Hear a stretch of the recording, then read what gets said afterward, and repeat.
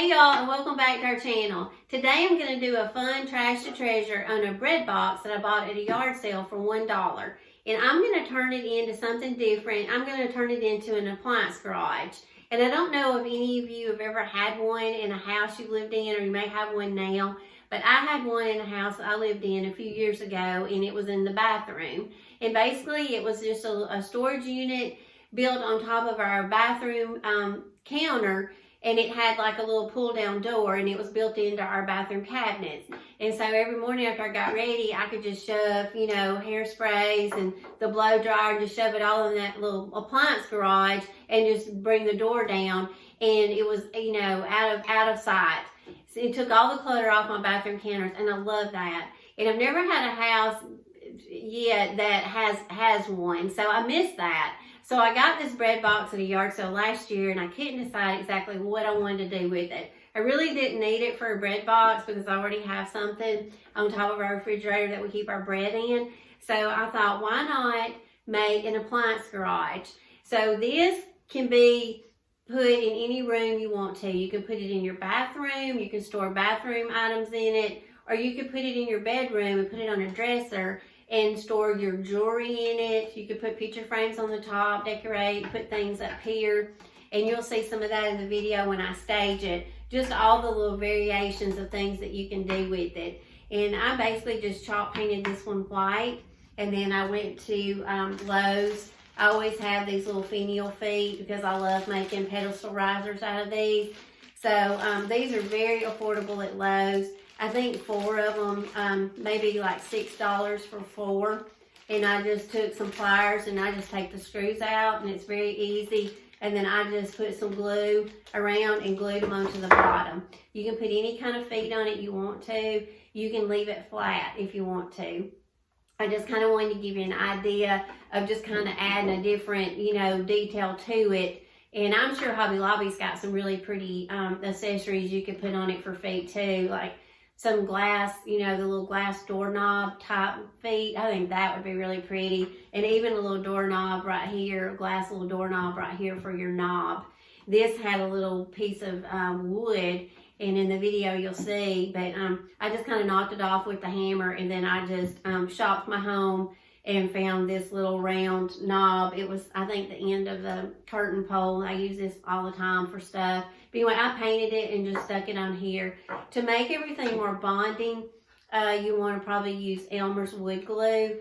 Anytime you glue wood to wood, Elmer's is a good choice.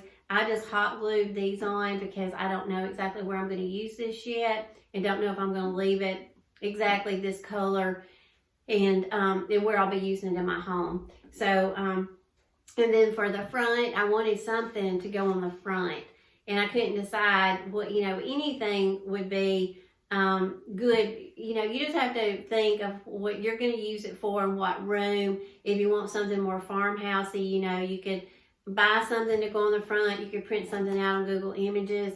I Googled this when I did my clipboard video, I Googled images for McCall's vintage pattern covers. And I printed this one out just on printer paper. And I love stuff like this. So I think something like this, you resize it to the size of your box, and you could get some Mod Podge and put something like this on the front of it.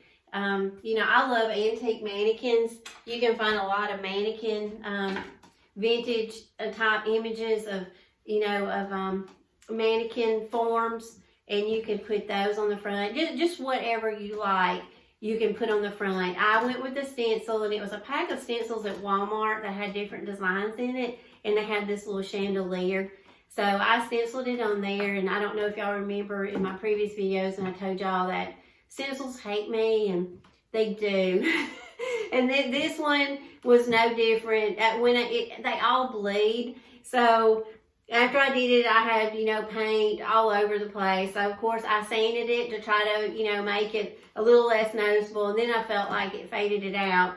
So I took my Sharpie, and I don't know if y'all are like me, but I feel like, a roll of duct tape and a Sharpie, I could rule the world. So I took my little black Sharpie. I use these for everything. And I just kind of went back over my design just to kind of make it pop on this white paint. And of course, like I say, I distress the feet a little bit just to bring out a little bit of the wood, and then I just did a little bit of distressing right here on the edge of the bread box. So anyway, just kind of want to give you some inspiration of what you can do with a bread box that you don't necessarily have to put your bread in. So what can you put in this? Well, let's see. I've got my blow dryer in here, and let's see, my flat iron. My flat iron is in here too. I've still got it in here for you. So I've got my flat iron, my blow dryer. I've got, some hair product, your hairspray. You just, like I say, just put it in there, close the door, and nobody sees it. And it's that easy. You could put your nail polishes. If you have medicine, vitamins, you could put all that in there. Lotions. The video, I've got some little towels. You could put towels and soaps in it. Have it for guests. You could put your makeup sponges in it. You could put it in your bedroom on your dresser and put jewelry in it. Your rings, your bracelets, all that, and just use it like for a jewelry caddy. And, like I say, paint it any color you want. And I found this Waverly Celery chalk paint at Walmart the other day, and I love this color. I haven't painted anything with it yet, but it's like a light sage green. So I think this would be really pretty. And you could, just do some cashew, like this cream color with it, do your feet like that, with this. And I think that would be a really pretty color coordination. But like I say, depending on where you're going to use it in your home, what color you want it, pretty much the sky's the limit. And I set these little waters out because I try to keep little bottled waters in my guest bathroom, and then that way they're just sitting out. If somebody wants one, or sometimes you've got in the bathtub, you just want to take a relaxing hot bath. You get in there and you're all relaxed, and you think, oh, I'm thirsty. I wish I had a bottle of water. Well, I used to do that. Like in the summertime, all the time, I'd be like, oh, I'm so thirsty. So anyway, I bought a little 6-pack of these at Dollar Tree. And all you do is just take the label off of them. Aren't they cute?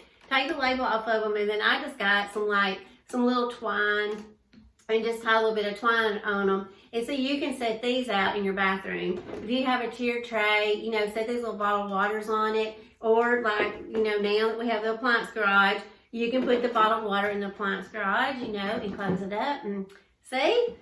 So that is where I'm going with this video. So we're going to turn the bread box into an appliance garage, and just want to give y'all some neat ideas of what you can do with it and where you can use it in your home. So I'm going to get on with the video so y'all can see how I make it, and I hope y'all enjoy it, and I hope y'all get some inspiration from it. Thanks for watching, y'all.